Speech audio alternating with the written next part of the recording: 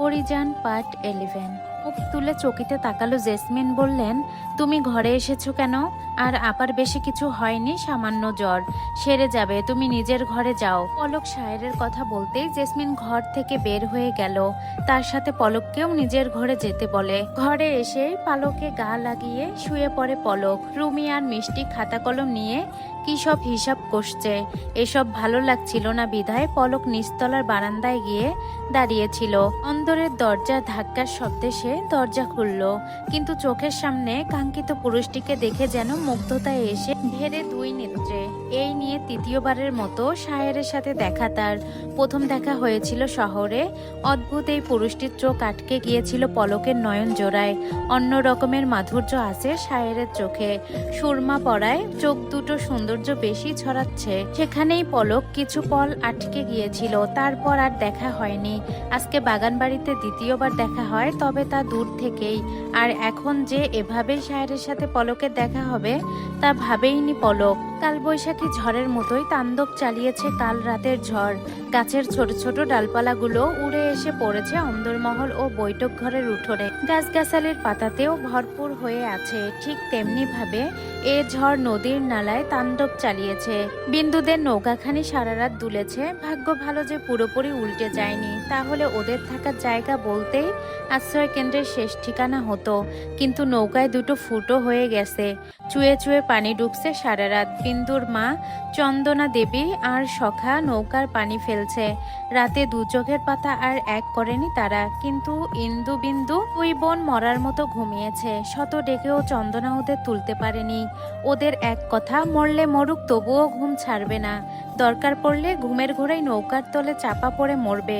এজন্য চন্দনা দেবী সকাল হতেই বকাবকি শুরু করে দিয়েছে। চিল্লিয়ে বলতেছে, তোগো মতো মাইয়া লাগতো না আমার। ছোট পোলাটারে নিয়া সারা রাত জল ছেঁচলাম, আর সেমরি দুইটা গতরে তেল লাগাইয়া ঘুমাইলো। হারামজাদি হতচ্ছারি, তোর বাপের তো খবর নাই, আইস খাবি কি? গলায় ঢালনের মতো কিছুই নাই। আমি মরি আমার জ্বালায়, কেউ একটু দেহেও না।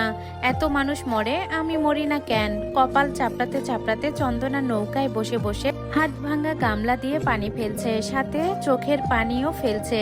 ছেলে মেয়েদের নিয়ে আর পারছে না চন্দনা। বিয়ের পর থেকেই কষ্ট করে আসছে। স্বামী মহেশ মাছ বিক্রি করে কোনো রকমের সংসার চালায়, তবুও কিসের যেন কমতি থেকেই যায়। সব টাকায় যদি সংসারের পিছে খরচ হয়ে যায়, তাহলে সঞ্চয় করবে কি? মেয়ে দুটো তো বড় হয়েছে, বিয়ে তো দিতেই হবে। কিভাবে কি করবে তা ভেবে ভেবে চন্দনার দুঃখের শেষ নেই। কিন্তু মহেশ অত ভাবে না। কিভাবে দুটো টাকা সঞ্চয় করবে মেয়ের বিয়ের জন্য, তাও ভাবে না। 3 সন্তানকে মহেশ খুব ভালোবাসে, বিশেষ করে বড় মেয়ে বিন্দুকে। কেননা বিন্দু নাকি দেখতে একদম মহেশের মতো। শ্যামলা গায়ের রং, চোখ, এমনকি স্বভাবটাও মহেশের মতো। এজন্য মহেশ বাকি সন্তানদের থেকে বিন্দুকে একটু বেশি স্নেহ করে। এজন্য প্রায় মহেশের সাথে ঝগড়া হয় চন্দনার। মেয়ে মানুষ, বাড়ন্ত বয়স, কখন কি ভুল করে বসে কে জানে।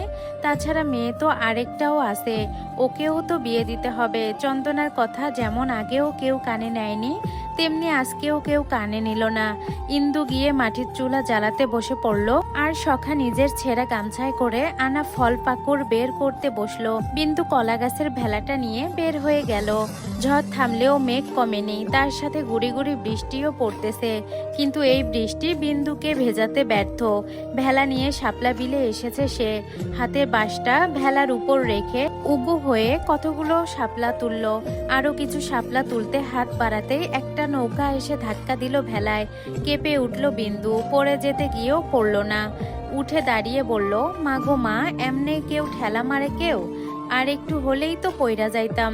নৌকা থেকে বেরিয়ে এলো সম্পান। এক লাফে ভেলায় উঠে দাঁড়ালো, বলল, এখানে কি করস? মানে বুঝো না কিছু? শাপলা না নিলে খাইতাম কি? কেন, তোর বাপে কই গেছে? বিন্দু আরো কিছু শাপলা তুলতে তুলতে জবাব দিল, গঞ্জের হাটে গেছে কাইল, ঝড়ের লাইগা আইবার পারে নাই। সম্পান কিছু বলল না। এদিক ওদিক তাকিয়ে লোকজন দেখে নিল, না কেউ নেই। সম্পান আরেকটু এগিয়ে এসে বলল, জানোস বিন্দু, শহরের ডাক্তারবাবু আমার কাছে পরীর কথা জিগায়। বিন্দু হাত থেমে যায়, উঠে দাঁড়িয়ে অবাক হয়ে বলে, তুমি কিছু কইছো মাঝি? পাগল নাকি কিছু কমু? আমার মনে হয় হ্যাঁ আমার কথা বিশ্বাস করে নাই, পরীর হ্যাঁ দেখতে চায়। কও কি? এই কথা তো পরীরে জানাইতে হইব, পরী জানলে কি করব কে জানে। সম্পান বিন্দুকে আশ্বাস দিয়ে বলে, কিছু হইব না রে, আমাগো পরী সব সামাল দিতে পারবো। আজ রাইতে যাবি, তোরে পদ্মায় ঘোরামুনে।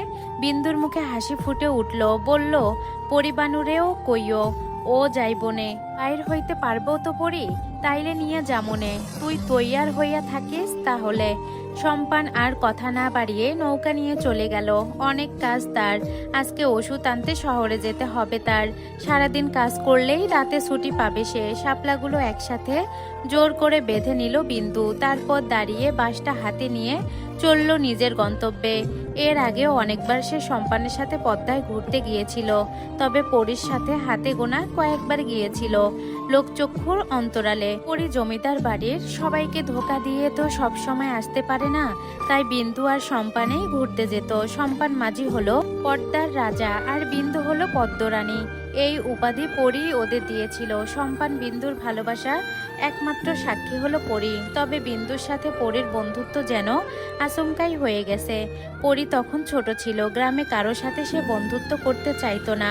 অনেক ধনী পরিবারের সন্তান থাকতেও গরিব হিন্দু সম্প্রদায়ের এই মেয়েটিকে সে নিজের বন্ধু হিসেবে বেছে নেয়। দুজন দুজনের প্রাণের সখী।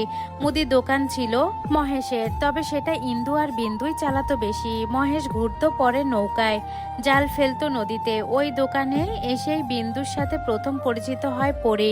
বাকি অংশ পেতে পেজটি ফলো দিয়ে সাথে থাকুন।